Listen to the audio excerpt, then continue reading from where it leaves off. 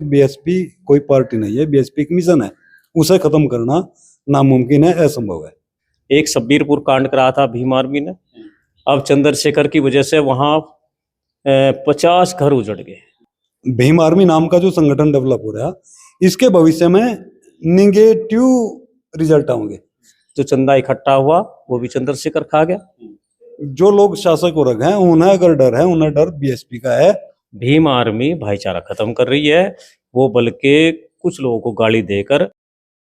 नमस्कार, स्वागत है आप सभी का हिंदुस्तान 24 पर और मैं आप सबके साथ विपिन चौधरी। बसपा सुप्रीमो मायावती ने अभी हाल ही में आकाश आनंद को पार्टी में राष्ट्रीय कोऑर्डिनेटर की जिम्मेदारी सौंपी है। इसके बाद मायावती का एक ट्वीट भी आया है। उन्होंने अपने ट्वीट में लिखा है कि जो लोग आकाश आनंद पर टिप्पणी कर रहे हैं वो बरसाती मेंढक हैं और उनका काम टर टर करने का है। अब जिस तरीके का ट्वीट मायावती का ये आया है, तो जो राजनीति के जानकार हैं उन्होंने जो इस ट्वीट का अर्थ निकाला है, तो उनका मानना ये है कि ये ट्वीट चंद्रशेखर आजाद, जो आजाद समाज पार्टी के राष्ट्रीय अध्यक्ष हैं, उनके लिए मायावती ने किया है। अब एक ऐसा नौजवान जो 24 घंटे 365 दिन बहुजन समाज के लिए संघर्ष करता है, तो क्या मायावती की नज़रों में वो एक बरसाती मेंढक है? खासकर बहुजन समाज के लोग क्या सोचते हैं? तस्वीरों में आप देख सकते हैं बहुजन समाज के कुछ लोग इस समय हमारे साथ में बैठे हुए हैं। सर, शुरुआत हम आपसे ही करेंगे। जिस तरीके का ट्वीट मायावती का आया है और उन्होंने एक तरह से चंद्रशेखर की तरफ इशारा किया है कि ये तो बरसाती मेंढक है, इनका काम टर्टर करने का है, तो उस ट्वीट से आप सहमत हैं? आप चंद्रशेखर के बारे में क्या सोचते हैं? देखो विपिन चौधरी जी, बड़ा ही सेंसिटिव विषय आप लेकर के आए। और जो चंद्रशेखर की बात आई और बहन जी की बात आई, पहले तो बात यह है कि बहन जी जिस पार्टी की राष्ट्रीय अध्यक्ष रही, बहुजन समाज पार्टी, और बहुजन समाज पार्टी जिसका प्रोडक्ट है वो है बामसेब। अब चूंकि बामसेब संगठन ने पार्टी बनाई, तो निश्चित रूप से उन्होंने बहुत सोच समझ के पार्टी का विस्तार किया होगा। और मेरे जैसे लोग बहुजन समाज पार्टी ने पार्टी नहीं मानते। मैं ऐसा मानता हूं कि बहुजनों की प्रयोगशाला है। जहां तक चंद्रशेखर रावण की बात है, ठीक है, अच्छी लीडरशिप उसने दिखाई, लेकिन एक लीडर के दो काम होते हैं। नंबर एक, समाज के अंदर लीडरशिप पैदा करना, और दूसरी तरफ जो युवा वर्ग है समाज का, उसे मुकदमों से बचा करके और लीडरशिप के लिए डेवलप करना, ये एक लीडर का मुख्य उद्देश्य है। अब अगर मैं एक चीज की बात करूं, इन चीजों में दोनों परस्पर तुलना की जाए, तो उसने एक तरफ तो काम किया, निश्चित रूप से एक लीडरशिप में उभर का आया, लेकिन दूसरी तरफ जो एक नेता का रिकॉर्डेड सिस्टम है कि अपने समाज को मुकदमों से बचाना, वो निश्चित रूप से उस विषय में पूर्ण रूप से फेल है। बीएसपी ने कभी भी जो शेड्यूल कास्ट करा हो या ओबीसी का रहा हो या आदिवासी रहा हो, समाज में किसी भी बच्चों के ऊपर मुकदमे दर्ज नहीं होने दिए, उन्हें क्रिमिनल नहीं बनने दिया। उनके लिए पढ़ाई का मार्ग तैयार किया, उनके लिए पढ़ाई की विशेषता बता करके लोगों ने लीडरशिप डेवलप करने का काम किया। माननीय काशीराम साहब रहे हो या बहन जी रही हो, उन लोगों ने इस विषय में बहुत सारे काम किए। मैं तो वैसे प्रॉपर मैं बीएसपी का न समर्थक हूँ, न कार्यकर्ता हूँ, ना ही कोई पदाधिकारी हूँ, लेकिन ऐसी मेरी जानकारी है, अपनी जानकारी के हिसाब से ये मेरा अपना स्टेटमेंट है, पर्सनल स्टेटमेंट, कि चंद्रशेखर रावण के अंदर एक क्वालिटी तो निश्चित रूप से नजर आई, लेकिन दूसरी क्वालिटी जो उन्हें बच्चों पे मुकदमे दर्ज करवाए, समाज में एक वहमनस से फैलाया, तो मैं इसे निश्चित रूप से नकारता हूं। मैं उसे इस चीज में सक्षम नहीं मानता। भीम आर्मी के विषय में आप क्या सोचते हैं? सोचने लायक तो कुछ उसमें है ही नहीं। भीम आर्मी ने भीम वालों के लिए क्या करा बताओ मुझे? लड़ाई झगड़े करवाना ये एक लीडर का मकसद नहीं होता, ये तो अपनी एक राजनीतिक महत्वाकांक्षा है। मैं तो निश्चित रूप से ऐसा कहूंगा कि युवाओं ने अपने एजुकेशन के ऊपर ध्यान देना चाहिए, ये झगड़े टंटे छोड़ के दूसरे विषयों पर आगे बढ़ना चाहिए। वैमनस्य में भीम आर्मी का हाथ है, रोल है? मुझे ऐसा लग रहा है कि कुछ समय बाद इसके निगेटिव रिजल्ट आएंगे। भीम आर्मी नाम का जो संगठन डेवलप हो रहा, इसके भविष्य में निगेटिव रिजल्ट आएंगे। आपने देखा होगा अभी एक प्रकरण हुआ ठाकुरों का रैसी समाज का, उससे पहले ठाकुरों का रैसी समाज के दूसरी तरीके से प्रकरण हुए, तो इसमें घी डालने का काम ये लोग कर रहे हैं निश्चित रूप से। इसका नुकसान आने वाले समय में SC-BC के अंदर भेदभाव करने के लिए ये सारा पैदा करा जा रहा है मामला। मैं नहीं मानता कि इसमें कोई लीडरशिप उभर का होगी। कितनी लीडरशिप पैदा करी भीम आर्मी ने, बताइए एक लीडर का नाम बताओ मुझे। BSP जब इतने दिन चल गई थी तो 50 लीडर OBC के तैयार हो लिए थे, 50 लीडर शेड्यूल कास्ट के तैयार हो लिए थे। बताओ भीम आर्मी में कौन सा लीडर निकला?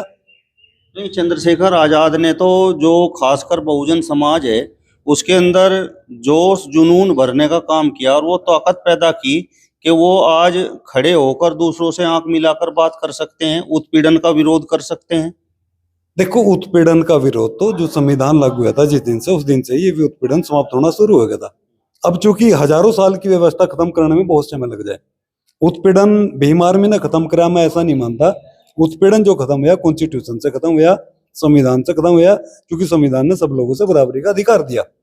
अब भीम आर्मी अगर ऐसा कहे कि हमने ये कर दिया तो मैं पूर्ण रूप से नकार रहा चीज ने, मैं नहीं मानता कि इसमें कुछ सच है। बहुजन समाज के मन में क्या है, मतलब जिस तरीके से चंद्रशेखर संघर्ष कर रहे हैं वो बहुजन समाज को दिखता है, या जिस तरीके से मायावती बैठी हुई हैं और उनके बारे में कहा जाता है कि भाजपा से डरी हुई हैं, वो सही है? देखो, एक जो टॉप लीडर होता है उस लीडर की एक खासियत होती है कि समय आने पर वो काम करे। अब मायावती जी बैठी या नहीं बैठी, मैं उस विषय में नहीं बोलना चाहता, क्योंकि मैं कोई प्रॉपर पर्टिकुलर उस पार्टी का सदस्य नहीं हूं। लेकिन मुझे ऐसा दिखता है कि वक्त आने पर जो पार्टी वापसी मारेगी वो बहुजन समाज पार्टी है, और बहन जी के नेतृत्व में पार्टी आगे चलेगी। रही बात कोऑर्डिनेटर बनाने की, तो कोऑर्डिनेटर कोई भी बनो ना बनो उससे कोई ज्यादा फर्क नहीं पड़ता। जो पार्टी चलेगी तो बहन जी के इशारे पे ही काम करेगी और अम्बेडकरवाद के हिसाब से पार्टी आगे बढ़ेगी। बसपा ही वापसी करेगी निश्चित रूप से, और कुछ विकल्प ही नहीं है, दूसरा विकल्प ही नहीं है। ये तो कुछ संगठन ऐसे हैं ब्राह्मणिज्म को मानने वाले जो ऐसा लोगों से दिखाने लग रहे हैं कि इस मुल्क में बसपा खत्म होगी और दूसरी पार्टी खड़ी होगी, लेकिन उसका कोई इफेक्ट, कोई इंप्रेशन मुझे नहीं दिखता। कुछ लोग हैं निश्चित रूप से, लेकिन उनमें 90% के तो वोट ही नहीं है जो उनके साथ लगे हुए। 10% वोट हैं ऐसे जो युवा हैं 20-20, 22-22 साल के, जो उसके उसमें है। मैं नहीं मानता कि वो लोग अपने मिशन में आगे चल पाएंगे। मिशन एक ही था, एक ही है और एक ही रहेगा। अभी लोकसभा चुनाव संपन्न हुआ एक साल पहले, तो बहुजन समाज पार्टी ने भी लगभग 78 सीटों पर चुनाव लड़ा। एक भी सीट बहुजन समाज पार्टी जीत नहीं पाई, मायावती जी जीत नहीं पाई, और चंद्रशेखर आजाद ने 2 सीटों पर चुनाव लड़ा, उनमें से 1 सीट चंद्रशेखर आजाद ने जीत ली। तो इससे तो स्पष्ट संकेत है कि बहुजन समाज चंद्रशेखर आजाद के साथ है। अब अगर मैं इस चुनाव से 1 साल पहली बात करूं, गोरखपुर सीट पे चुनाव हुआ विधानसभा का, और उसमें BSP ने अपना कैंडिडेट भी नहीं उतारा। अगर वहीं चंद्रशेखर की बात करूं तो 7,000 वोट लेकर ही हैर कहा था वहां से। अब 1 साल बाद में क्या घटना घटित हुई, उसके क्या कारण रहे कि वो जीत का आया, तो मैं नहीं मानता कि इसे ये कोई सफलता का काम है। इसमें बहुत सारे कारण हो सके। दूसरा कारण है कि EVM भी है। दूसरी बात यह है कि BJP RSS के लोग ऐसा चाह रहे कि किसी भी तरीके से एक दूसरी शक्ति, महाशक्ति के रूप में लोगों से दिखाई जाए। देखो, एक हो गया गुब्बारा जिसे ट्यूब बोलते हैं, हवा भरी हुई हो, एक हो गया ठोस चीज। तो ये ठोस चीज अगर कोई है वो BSP है। ये तो एक गुब्बारा है, एक हल्की सी पिन लगी उसका अस्तित्व खत्म हो जाएगा। और BSP एक मिशन है। मैं तो इस पार्टी पहले भी कह चुका हूं कि BSP कोई पार्टी नहीं है, BSP एक मिशन है। उसे खत्म करना नामुमकिन है, असंभव है। चंद्रशेखर गुब्बारा है? बिल्कुल है। उसके अंदर लीडरशिप कहां से आएगी इतने दिन में? एक महिला अपनी पूरी जिंदगी लगाकर चली गई एक मिशन तैयार करने में, और एक आदमी कुछ दिन में खड़ा हुआ और वो सांसद या पार्टी का प्रवक्ता या पार्टी का राष्ट्रीय अध्यक्ष बन गया। तो इसमें और उसमें जमीन आसमान का फर्क है, इसलिए कह रहा है मैं गुब्बारा है। उसे मतलब आप घुमा फिरा कर ये बात कर रहे हैं कि चंद्रशेखर आजाद ने जो चुनाव जीता है उसके पीछे RSS और भाजपा है? बिल्कुल है। आप देख रहे होंगे मुसलमानों को डाइवर्जन करने के लिए एक हैदराबाद का सांसद है, उसकी पार्टी डेवलप कर दी। कहीं उसके 4 विधायक निकालना है, कहीं 5 निकालना है। बताओ ऐसी क्या क्वालिटी है? बहुत सारी पार्टियां हैं, उनकी बजाय इन चीजों पर ध्यान दे रहे। ये दिखा रहा कि जो लोग शासक वर्ग हैं उन्हें अगर डर है, उन्हें डर BSP का है, अगर बीएसपी का डर उन्हें ना होता तो बीएसपी ने तोड़ने की साजिश ये लोग ना करते, एससी का वोट डाइवर्ट करने की कोशिश ये ना करते। ये एससी का वोट डाइवर्ट करने का मामला है, ये ना कोई पार्टी है ना कोई लीडरशिप है। मैं इस चीज ने कंप्लीट नकारता हूँ। 27 में आप क्या मानते हैं? देखो 27 में अभी समय है, अगर कोई पार्टी बीएसपी से अलायंस करेगी तो मुझे ऐसा लग रहा कि निश्चित रूप से सत्ता परिवर्तन हो जाएगा, ऐसा मेरा अपना सोच है। आप बताओ जी, आप भी लंबे समय से बहुजन की राजनीति करते हैं और कार्यक्रमों में भी सक्रिय रहते हैं, तो जिस तरीके से मायावती का ट्वीट आया है और उन्होंने एक तरह से चंद्रशेखर आजाद को बरसाती मेंढक बताया है, तो उस पर आपका क्या कहना है? देखो, बहन जी ने चंद्रशेखर का नाम नहीं लिया, बल्कि ऐसे बहुत ही लोग हैं जो मिशन को तोड़ने के लिए लगाए जाते हैं, उनको बहन जी ने अवसरवादी बताया और बरसाती मेंढक भी बताया। और बहुजन समाज पार्टी एक मिशन है, पार्टी न होकर एक मिशन है, और इसकी विचारधारा जो है उसको कोई नहीं खत्म कर सकता। चंद्रशेखर बहुजन समाज पार्टी की राजनीति को नुकसान पहुंचा रहे हैं, क्या आप ऐसा मानते हैं? बहुजन समाज पार्टी के लिए चंद्रशेखर तो मुश्किल से 1% भी वोट नहीं तोड़ सकता, क्योंकि जो वोट उसके पास हैं वो केवल ऐसे बच्चों के हैं जिनकी उम्र 21 से 25 साल तक की है, बाजी की तो वोट भी नहीं है।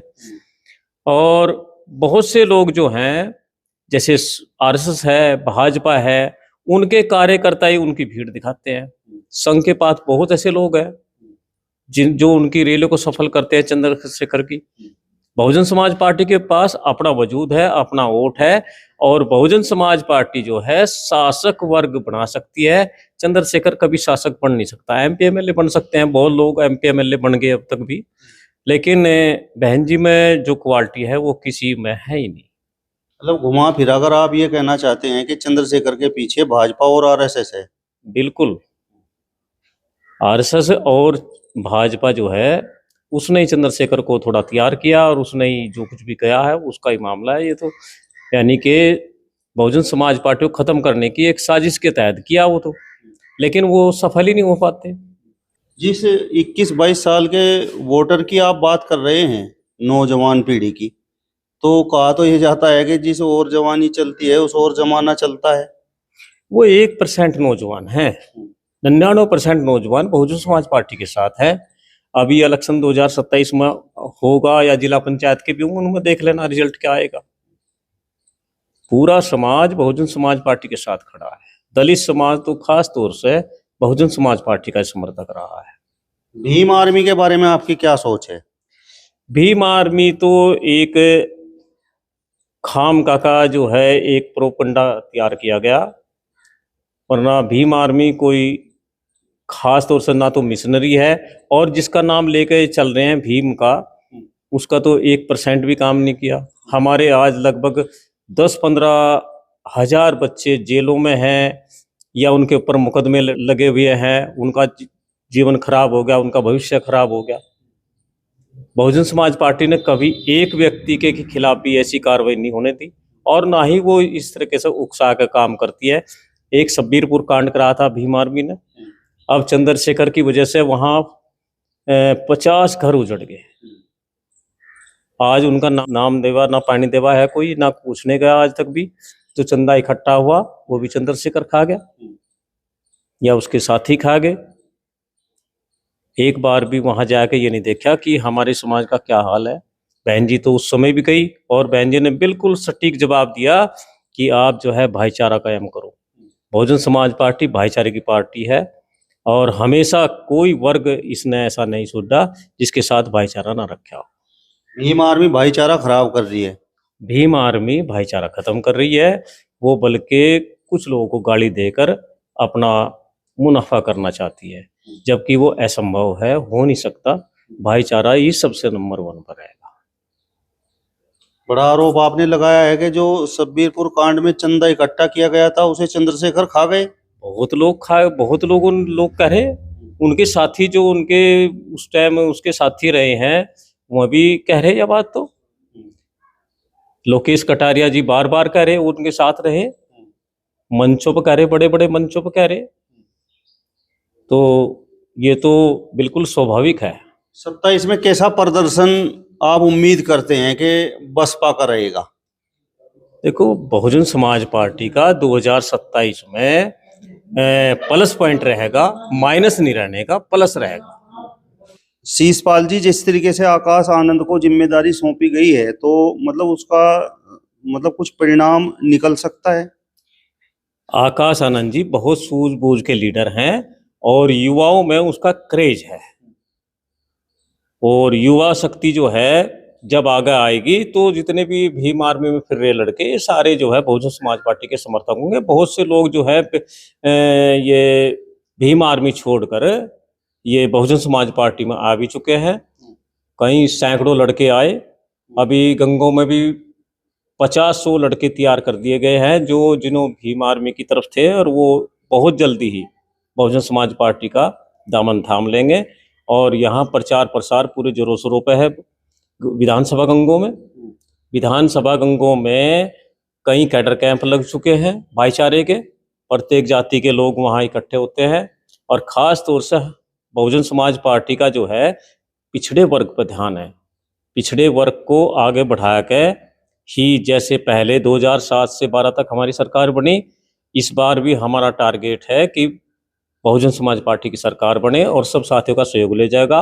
और जो भी पार्टी बहुजन समाज पार्टी से संपर्क करेगी उसके साथ में गठबंधन भी किया जाएगा। आप बताओ जी, चंद्रशेखर आजाद और आकाश आनंद में से प्रभावी आपकी नजर में कौन है?